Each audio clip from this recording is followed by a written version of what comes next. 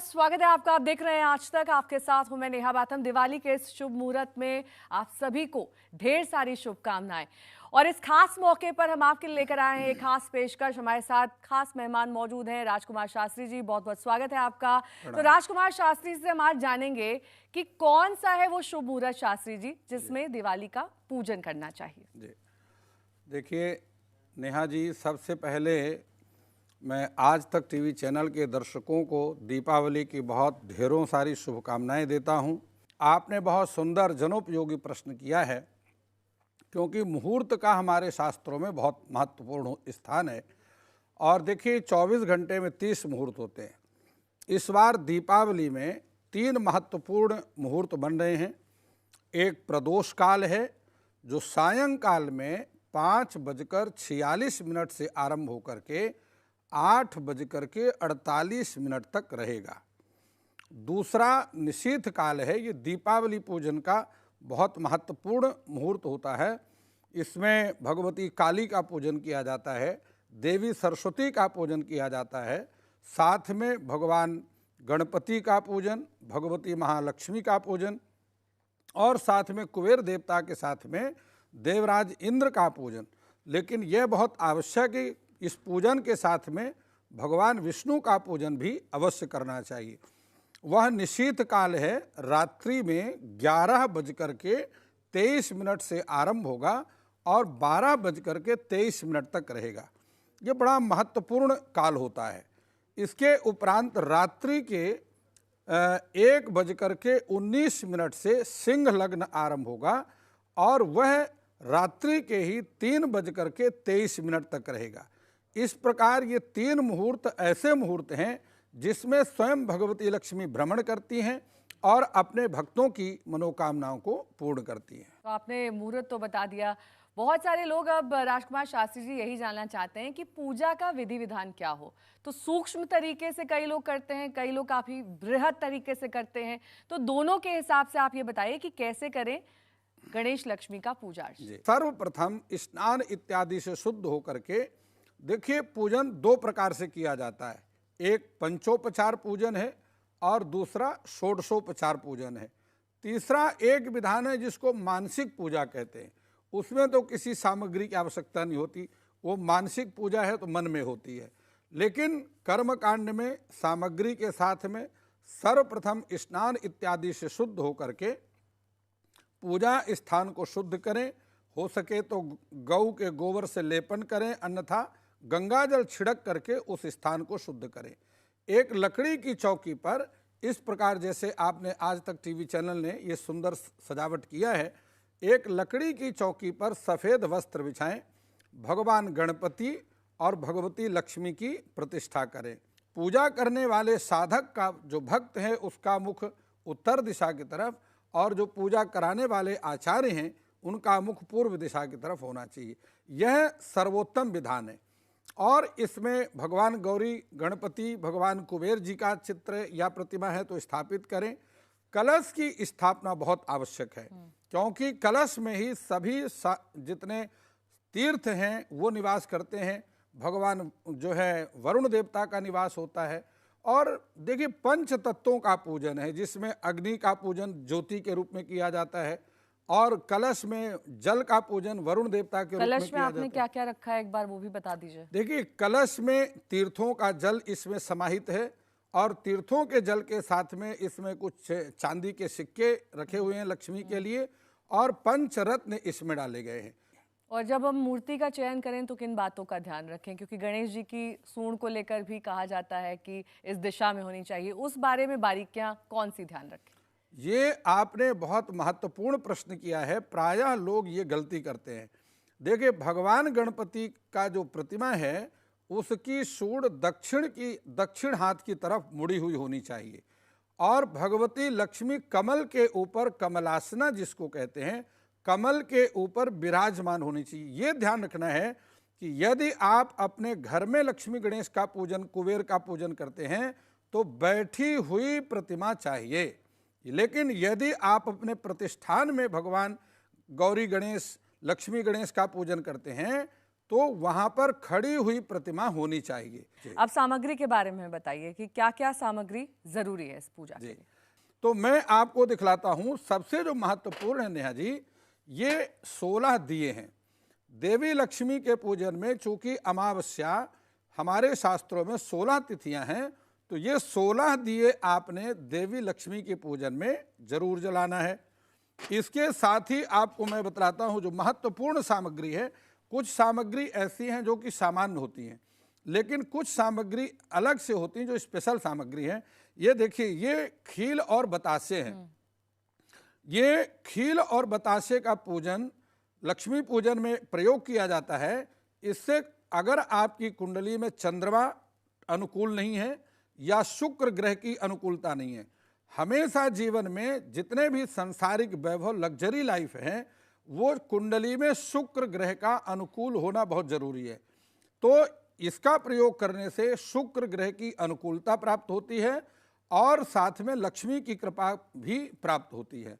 तो ये आपने खील और बतासे जरूर प्रयोग करना है, और लक्ष्मी पूजन के बाद जो बच जाएंगे उसको प्रसाद के रूप में सारे घर के लोगों ने ग्रहण करना है। और सबसे ये आपको बता दूं, ये 4 मुख का दिया है, ये चारों दिशाओं को जोड़ता है।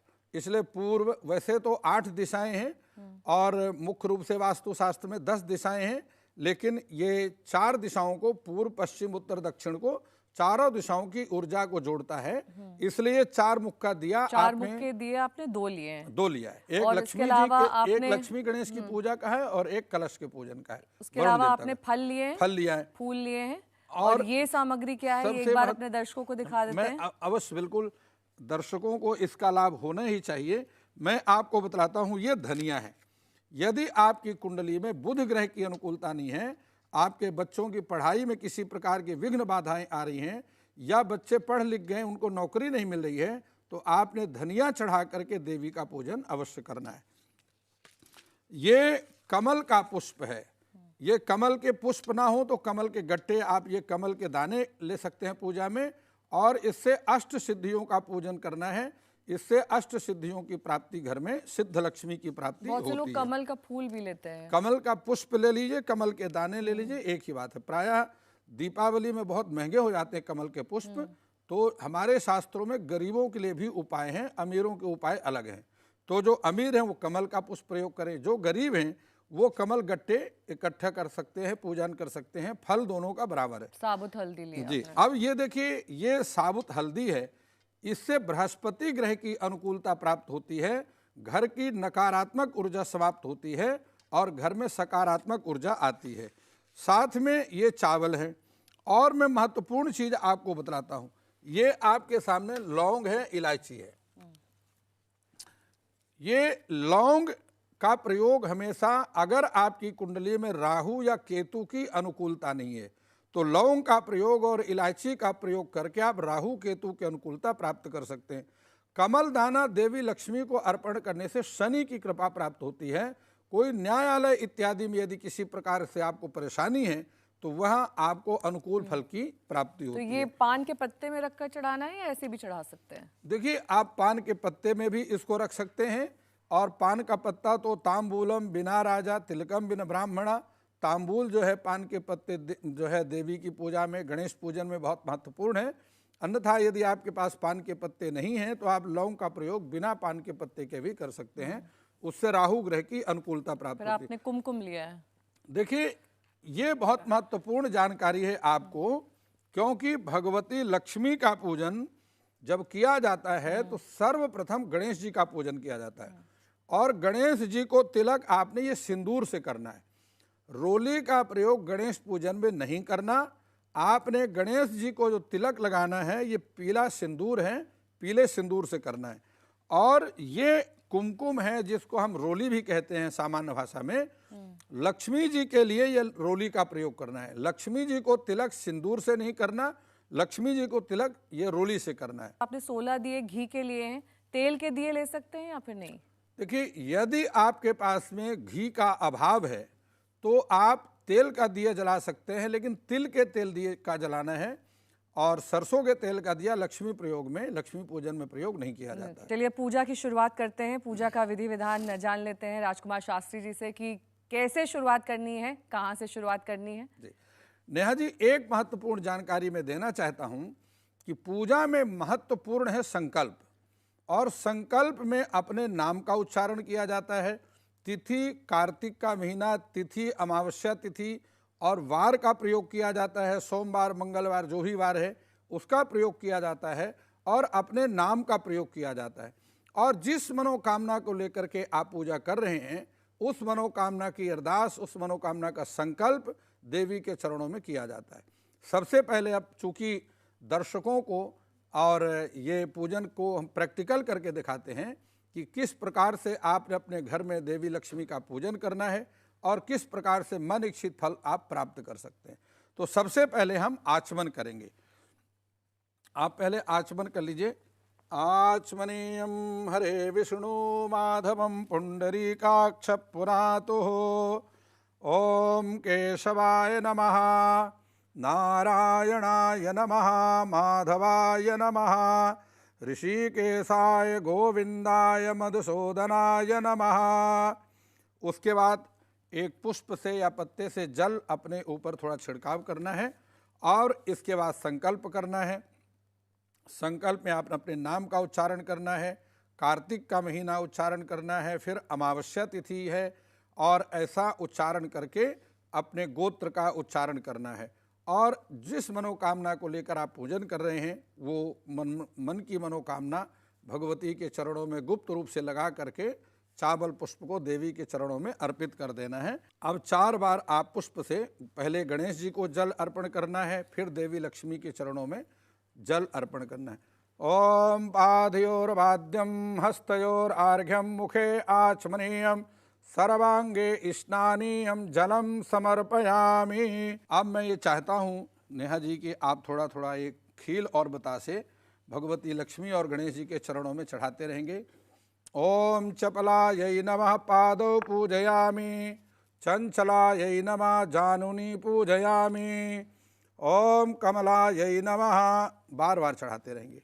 ओम कमलायै नमः कटिं पूजयामि, कात्यायनी नमः नाभिं पूजयामि, जगन्मात्रै नमः जठरं पूजयामि, विश्ववल्लभायै नमः वक्षस्थलं पूजयामि, कमलपत्राक्षै नमः मुखं पूजयामि, पद्माननायै नमः नेत्रत्रयं पूजयामि, ओम श्रियै नमः शिरः पूजयामि, ओम महालक्ष्मी नमः सर्वांगं पूजयामि।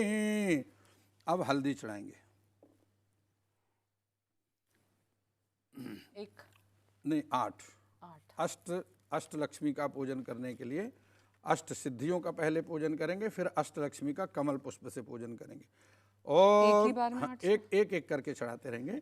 ओम अणिम नई नमः, ओम महिम नई नमः, ओम गरिम नई नमः, ओम लघिम नई नमः, ओम प्राप्त्यै नमः, ओम प्राकाम्यै नमः, ओम ईशितायै नमः, ओम वशितायै नमः। बस अब कमल के दाने अर्पण करते रहेंगे।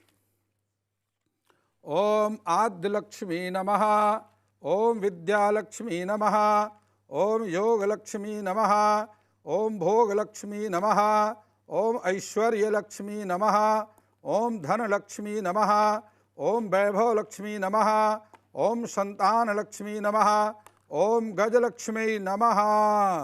बस ये आपने देवी का विशेष अर्चन किया है। और इसके बाद आप अपने मन की, चूँकि लक्ष्मी पूजन का बहुत विस्तृत महत्व है और जीवन में लक्ष्मी की कृपा के बगैर कोई कार्य सिद्ध नहीं होते, लेकिन भगवती लक्ष्मी भी जो पूर्व जन्म के कर्म हैं, शुभ कर्म हैं, उसके अनुसार ही व्यक्ति को फल अर्पण करती हैं। तो इसलिए अधिक से अधिक आपने पाठ करना है। रात्रि में अपने घर में अखंड दीपक जला करके पाठ करना है। और वो मंत्र क्या है, मैं अगर आप चाहें तो दर्शकों को बता दूं। बिल्कुल, मंत्र बताइए। देखिए, सर्वप्रथम आपने 11 माला करना है।